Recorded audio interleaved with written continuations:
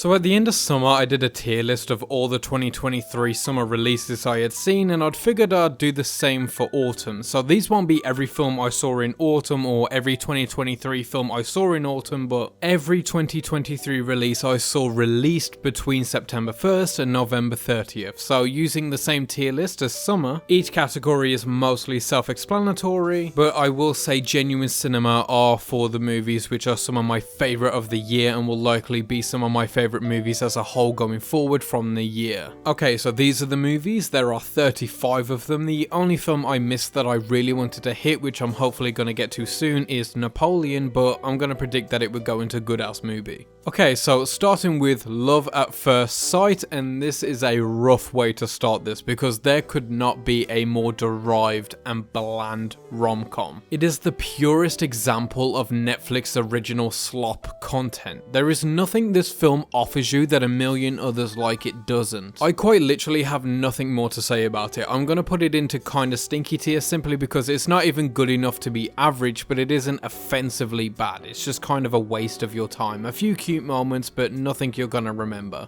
Continuing on a bad streak, we have The Creator, and this is a film that gets worse the more I think about it. It's kind of appalling. The film feels weirdly racist, or at the very least, very racially insensitive, just blanketing the continent of Asia under one new label and kind of operates on the idea that all Asian cultures can just blend into one and they're very interchangeable, and it just feels very culturally reductive. But otherwise, the worst offense this film commits is that it more than borrows from much greater sci-fi movies and churns those great ideas into a big bland film of nothingness and becomes a runtime of regurgitated concepts that only services to remind you that you could be watching a much greater movie right now instead. I mean, it has a nice enough aesthetic, it's full of warm colours and admittedly impressive visual effects. The performances are pretty passable. Madeleine Voiles as Alfie is by far the best performer in the film, which is insane for an actress with no previous acting credits and is also,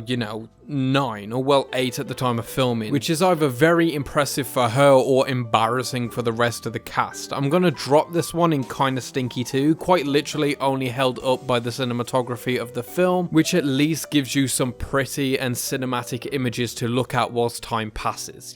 It's sad because people have been screaming for ages they wanted original movies and original sci-fi, and this is the first big one we've been given, and the response has been fairly negative, and I know the studio heads are going to take away the wrong lessons from that, and it's going to harm the chances of original sci-fi in the future. I wanted so bad for this movie to be great, but nah, it just couldn't be. So yeah, kinda stinky, but it really is pushing stinker tier.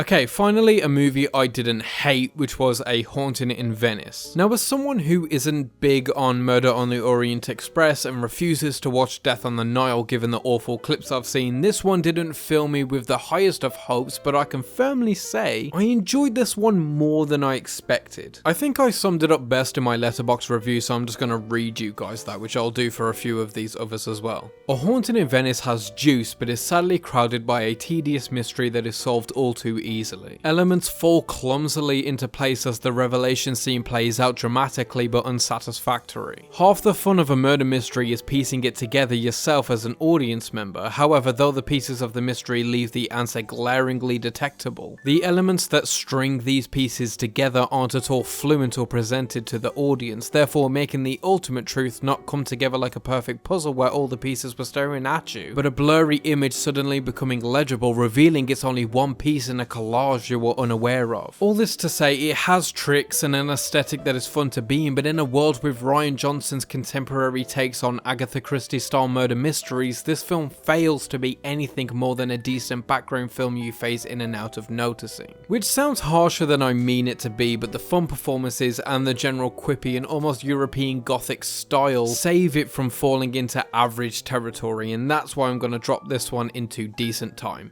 And next up is Dum Money, which is the most Reddit movie ever made, and I'm gonna be real, this movie is way worse than I'm gonna rate it, because the film, although can be very cringe, granted, has a genuine heart and has some really funny and honest performances. I figure in this world you're either a Pete Davidson guy or you're not, and myself, I'm a Pete Davidson guy. He delivers in this film and it works for me. Also, Paul Dano works for me. I love an underdog story and I think the movie is just a little bit charming. I don't have a whole lot to say right now, but I just think the film is a decent time.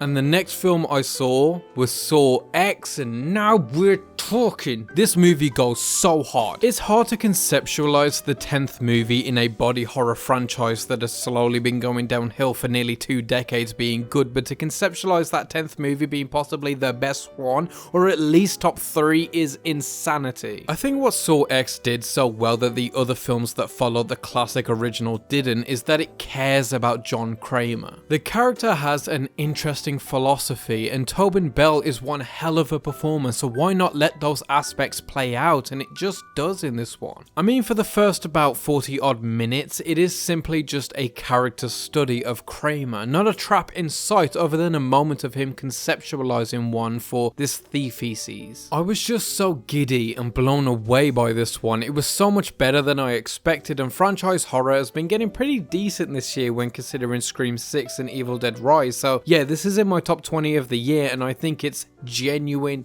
cinema. Okay, so next is a more underseen movie, Flora Son. So this is literally about exactly what you'd think. It's about an Irish woman called Flora and her son basically wants to do music, and she herself shows interest in playing guitar, so she gets lessons from Joseph Gordon-Levitt. And all of that just kind of brings them closer together. It's fun to see people who are familiar to me in the sense of characters in film. Since this one is set in Dublin, which isn't all too dissimilar to the rest of the UK, it's a setting that feels vastly more familiar than the American settings I'm used to. I'm biased for films that give me that feeling, and the way people talk and such, it's all just very homely, which is nice. Flora reminds me of a few of my sisters, so it's comfortable to me in that way, and the performances are great, especially Eve Hewson, but the film really isn't actually that special otherwise. There isn't a single moment during this where you think to yourself, this is going to be something you'll revisit, and I think it works best as a sort of show reel for all involved to go and do bigger and better things. I love this film's sincerity and I commend it for that, but it is gonna go into the mid-tier. I hope to see things from all involved in the future though, because they all did a really spectacular job. I just don't think this film is anything that special. Then we have The Exorcist Believer, and I'm not going to waste any time on this one. I did a video on it, so if you really want to know what I think, go and watch that, but I'm dropping this in stinker. It's the worst movie I saw this year. I did a whole write-up on it. I resent it, bin it, fuck it off. Which brings us to No One Will Save You, which is a fun movie. It had Twitter in like a chokehold for like 2 days, which was a good 2 days because the film feels so unique and it was needed in the current horror landscape. It is a shame that this was a straight to streaming exclusive because it was so atmospheric and at times truly cinematic. I think this would have benefited from a wide theatrical run because I really think it had legs to stretch. It has no dialogue, which is so unique, and honestly, if it were not pointed out to you, you might just miss it. It feels so natural and doesn't feel gimmicky at all, which it easily could have. The scenes can be very suspenseful and the final moments brought this entire thing to a beautiful landing. It runs pretty short and is fairly brisk. There is so much history and emotions being displayed without needless dialogue, and I just think that's so impressive. The only thing stopping this thing from being better is the lack of narrative surprises and development. Though the world itself is in 2 very different places from beginning to end, it doesn't feel the character of Bryn is. And though she does have a different energy from the beginning to the end, she does go through some kind of arc. It doesn't feel earned or developed, it's just kind of suddenly there. It happens after one event rather than a steady build, and so for that I'm gonna drop it as the first slot in good ass movie.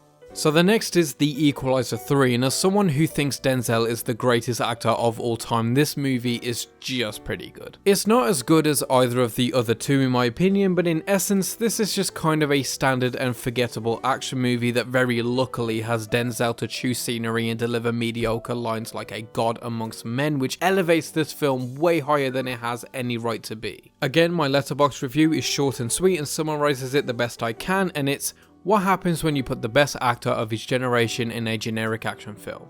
It's a generic action film, but a little better, I guess. So that's why I'm dropping it in decent time. It's not going to blow your mind, but you'll likely have a good time watching it.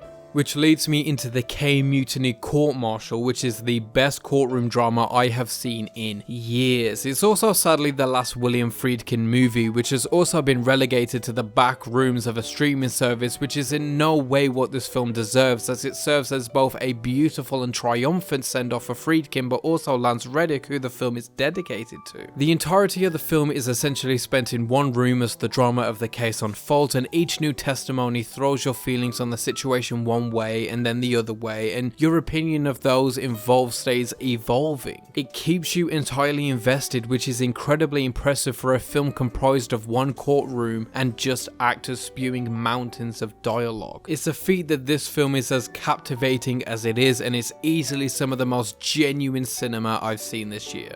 And on the complete opposite end of the spectrum, we have The Nun 2, which again, I'm just going to read to you my LB review for this. So this film is quite literally all the things that plague the Conjuring universe packaged into one painstaking runtime. We have characters with no discernible arcs or development, weightless emotion, tenseless drama, predictable and lackluster jump scares being the basis of all the scares, horror cinematography full of dark and ugly shots, weak material for the actors to work with, pointless side characters, unsatisfying conclusion, cowardly kills with no risk in their depiction of violence, and a villain with zero presence that's defeated entirely too easily with a mood board style resolution. Genuinely the most lackluster experience you could engage in. Worst film of the year, and I spent the whole time wishing I could remove my eyes like St. Lucy to make it go away.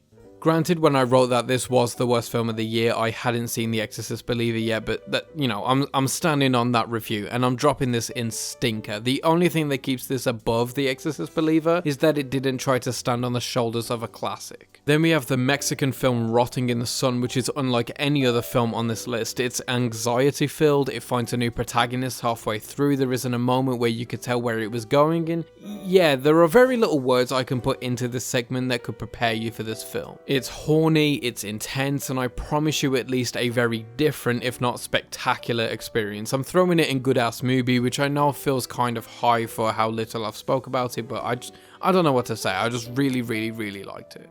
Okay, so next up we have all of the Wes Anderson shorts, which I'm going to count, and they are all simple and wonderful. I loved all of them, and they're not at all unexpected or unusual for Anderson, but they are a delight. To rank them against each other from bottom to top, I would say The Swan, The Ratcatcher, Henry Sugar, and finally my favourite, Poison. They're fun, and I'm going to throw them into decent time. Then we have Totally Killer, which I feel like everybody loved more than I did. It's a time-traveling slasher film which sounds awesome, but I think it's just mostly 1 hour and 46 minutes of wasted potential. The time travel is handled super shaky, even by dumb time travel standards. The characters are uninteresting, the plot beats feel like they were storyboarded by a first-time writer uninterested in being original, and though some of the jokes land decently well, the majority of them are just barely passable. It's a mid-movie that I'll likely not remember after the year is over.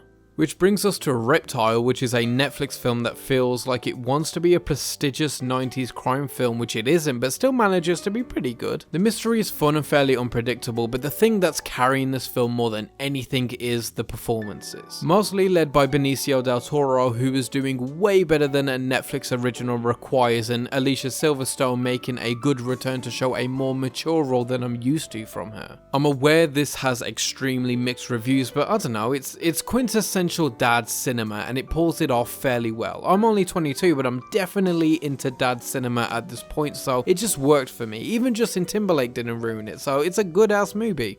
So next is Fair Play, and boy, this is a movie. Alden Ehrenreich is having a good year between this and Oppenheimer, but Eddie Marsan and especially Phoebe Dynevor steal this show. A film about a toxic relationship with even more toxic people. It really does express so eloquently how sinister people can be and how abusive and tormenting characteristics can lay dormant until one particular event awakens them. I love that. I love the ideas that are just so simple but are maximized to their potential. The performances are rich, the conclusion is effective, and I think this movie is just a damn decent time. I don't think I'd revisit it anytime soon, but it is a quality one-time watch. Next up is Nandor Fodor and the Talking Mongoose, which is a film I expected quite little from given its silly name and with Simon Pegg and Minnie Driver starring, who star in generally comfortable films. I think it was going to be nice but nothing more, and I'm glad to say I was wrong. It was better than that. The film plays with this funny philosophy of whether this creature actually exists, but more importantly, whether it matters. There is a lot of talk about the psychology behind supernatural occurrences and whatnot, but the need for them is what makes the film so special.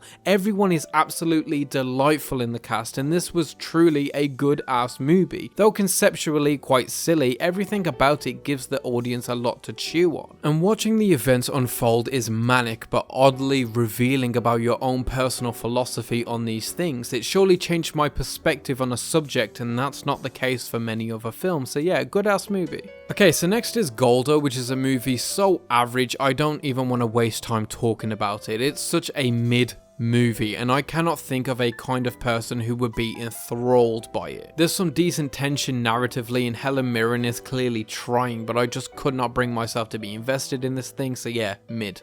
Same kind of goes for our next film, My Animal, which I think has a lot more going on in terms of allegories of abuse and whatnot, but it just really isn't scratching any itches I have. Aesthetically, the film is not as rich as it believes it is. The actors are doing extremely well considering the material, but I just kind of forgot about this thing the minute it ended. I saw this during this month and I could not name you one single line of dialogue or character name or even major plot development, so yeah, it's mid and I already forgot about it. A film I do remember very well though is It Lives Inside, which received conflicting reviews, but you know what, I vibed with it pretty heavily. I like seeing other cultures be explored in horror, and Asian mythology is rich with potential that Hollywood is seemingly undervaluing right now and always has. The ending is boldly bittersweet, and I think people have been treating this one far too harshly. It isn't attempting to be anything revolutionary. I think it's trying to have a new spin on the whole demonic possession thing, and to say it's a directorial debut, I hope Vishal Dutta isn't put off by the weird reception this film got. I hope he pushes through and gives us some more fun and exciting ideas from his culture in horror. I think it's a good ass movie, and anyone looking for a contained and refreshing horror film, this is one I'd recommend.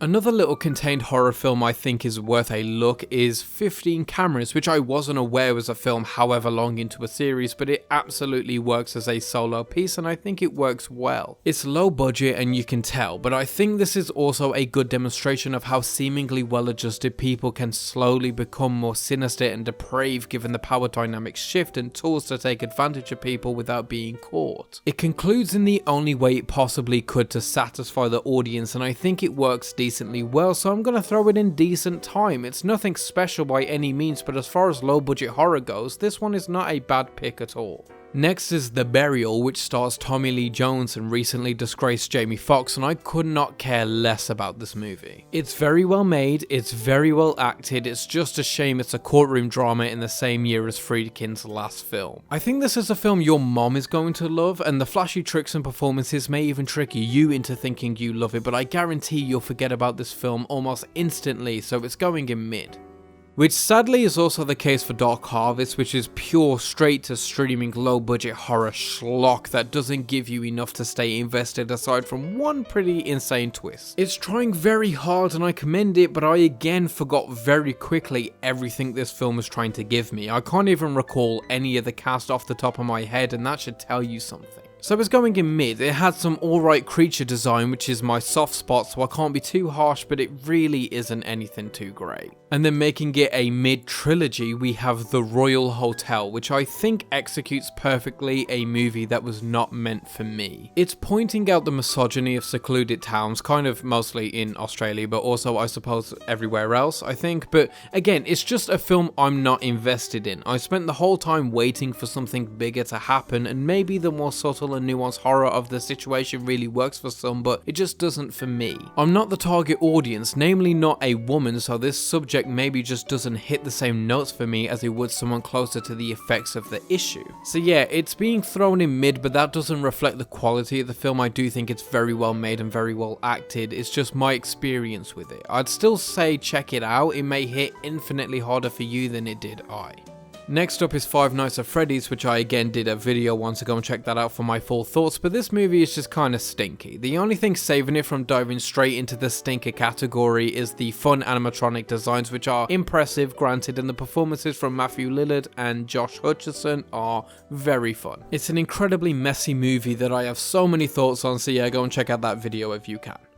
And then a film I have infinitely less to say about, Killers of the Flower Moon. Not to say I think it's bad, it's actually my favourite movie of the year, so, you know, no surprise where this is gonna go, but it's a film so dense and important that I think to even attempt to talk about it in this segment in such short form would be incredibly unjustified. There needs to be so much time dedicated to this film in particular, and I have no single way to articulate my thoughts on it. All I know is that when I left the theatre, I knew I had just seen one of the best movies I will ever see. I planned on doing a video for it, but it just hit me on the drive home that I can't. I just didn't know how to talk about this film, and I still don't, so yeah, no surprise, but this is genuine cinema straight to the top. Bringing us to a little movie called Fingernails, which is a film about romantic compatibility and how much science can tell us about how we feel as opposed to how much we just need to feel, and I think it has some very interesting things to say on that subject. It stars Riz Ahmed, Jessie Buckley and Jeremy Allen White, and features Luke Wilson and Carey Mulligan at one point, so it really is a star-studded cast with great performers who elevate a passable script to an actual fun time. The main problem is the characters themselves. Though complicated and thus interesting, there just kind of isn't anyone to root for, and I can't entirely tell what the film's stance on the situation is half the time. It just feels a bit confused, and that directionless nature really does kill any momentum this film possibly had philosophically. So I'm throwing it in decent time because there is a lot to chew on and the cast is great, but it is ultimately stunted in the story department, which takes little risk and achieves very little clarity in vision.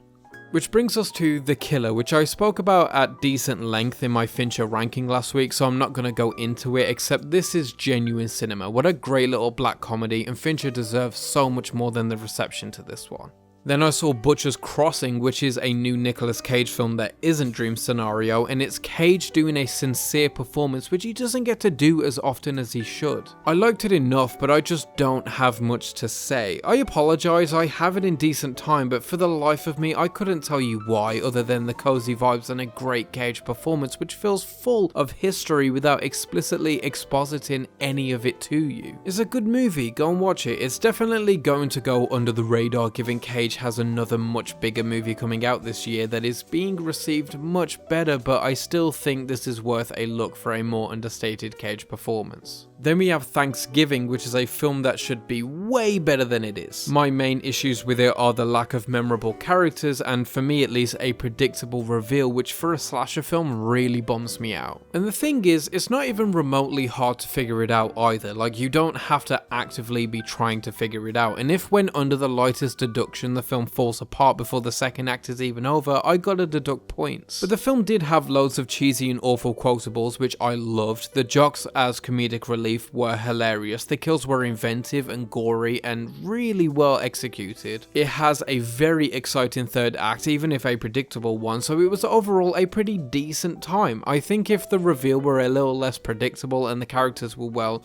characters at all, this film could easily have jumped up, but I just don't think it was achieving what it wanted to on all the levels it was attempting.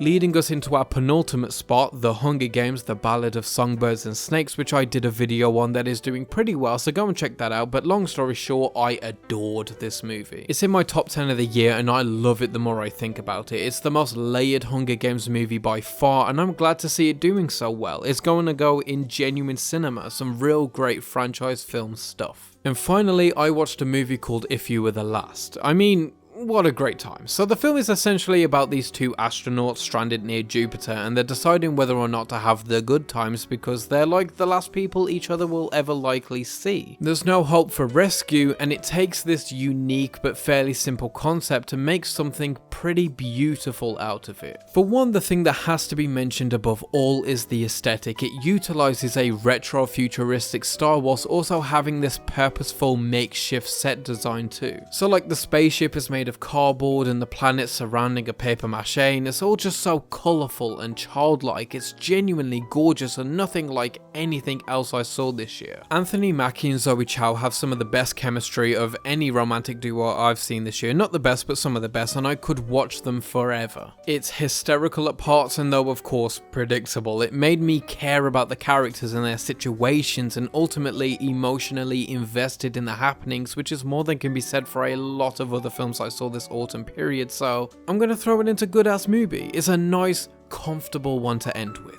And that's it. Every autumn release I saw tier listed. Like I said, I wanted to get round to Napoleon, I even wanted to get round to the holdovers, but it just didn't pan out that way. But I did get round to a lot of variety, and even with this being the final list, I'm quite happy with the way this season turned out. It's a lot more movies than I saw in the summer period, and overall I'd say it was even a more fruitful time. I won't be doing one of these for the winter as it'll end next year, so the kind of next recap you'll see will be the top lists of the year, which I'll be doing at the end of December, so until then, let me know what you think. Have you seen any of these movies? If so, let me know which ones and what you thought. If not, will you see any? If so, which ones? And tell me what you think when you finally do watch them, and whether it's one that I've tier listed here or not. As always, keep watching movies.